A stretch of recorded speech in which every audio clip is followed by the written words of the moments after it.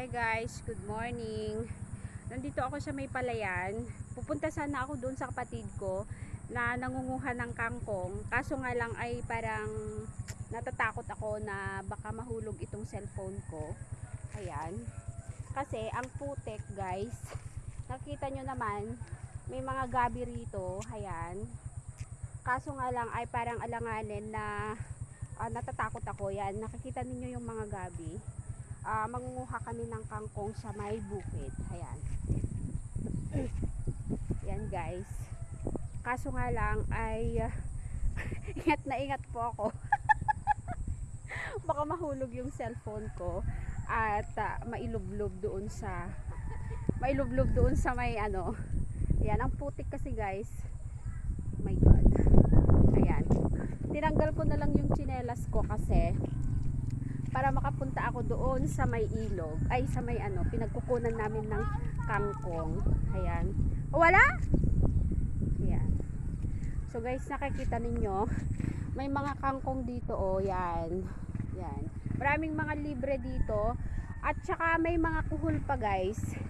Dito sa may ano, sa may bukid, may mga kuhol pa. Kaso nga lang, parang wala ka nang nakikita. Ayan. Ayan guys. Nakikita ninyo? May mga nakuha na siyang ayaw yung magpakita guys. Eto, tingnan ninyo. Ay Diyos ko, may mga makukuha kang talbos ng ano, talbos ng kangkong dito sa may ano, sa may bukid, sa harap lang ng bahay namin. Ayan.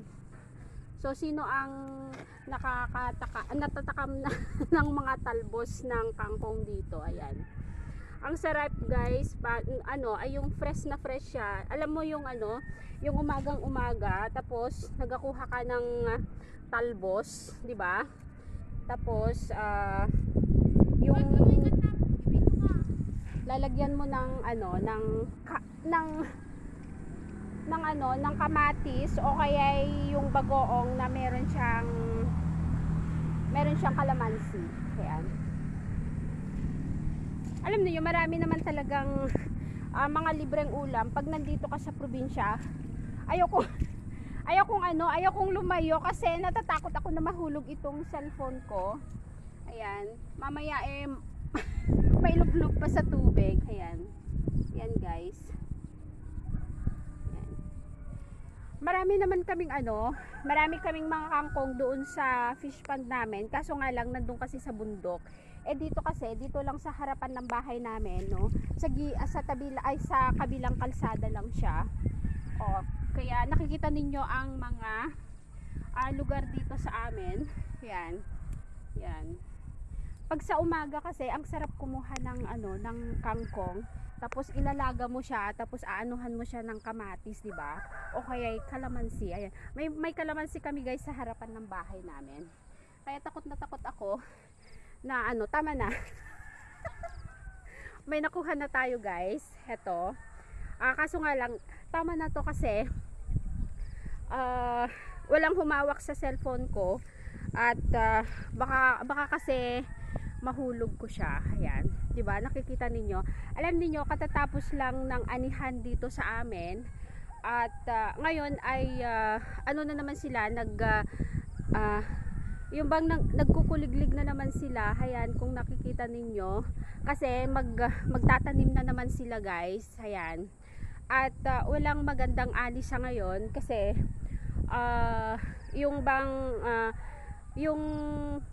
yung sunod-sunod na bagyo, at ngayon ay meron na namang bagyo na inaasahan magkasunod. Darating po ngayon, expect po na parang signal number 4 ata. At buti nga lang hindi siya dito sa Central Luzon siya, kasi sa amin nandito kami sa Northern Luzon, di ba? So ganito po ang buhay dito sa probinsya, masaya at saka maraming mga libreng mga ulam. Kung nakikita ninyo, may mga nakukuha pa kaming mga kuhol diyan. Kaso nga lang hindi nakagaya noon na marami. Ngayon ay konti-konti na lang. Pero noon grabe guys, ito yung mga naging problema ng mga magsasaka noon, na ang daming mga kuhol, no, na ang mahal-mahal pa yung pang-spray sa kuhol. Kaya buti nga lang ngayon ay parang wala na, no. At kung minsan ay talagang lugi ka kung ganito na hindi tumama yung ani mo, kasi nga lalong lalo na pagka palagi yung bagyo, palagi yung malalakas na ulan, at syempre ganito talaga, hindi naman lahat ng araw o hindi naman lahat ng pagkakataon ay win-win, no? Kahit man sa pagsasaka o kay sa negosyo, no? Hindi lahat ay aasahan mo na maganda, no? O kaya tumama ka, 'di ba? So 'yan. So nakikita ninyo 'yon. Nakikita ninyo. So fino-focus ko na sa inyo para makita ninyo dito. Ayan, marami pang mga kangkong diyan. Pero meron doon sa may drainage. Kaso nga lang ayoko nga pumunta kasi nga ay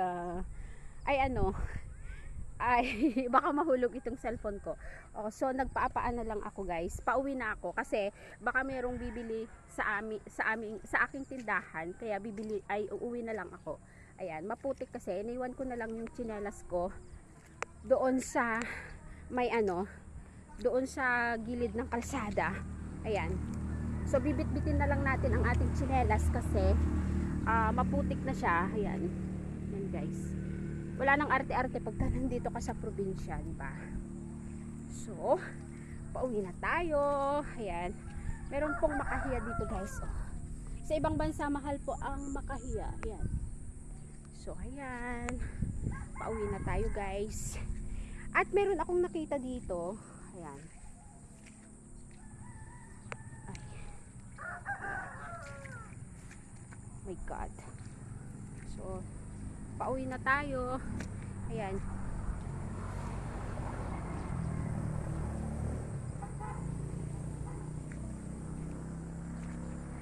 Pasensya na kayo.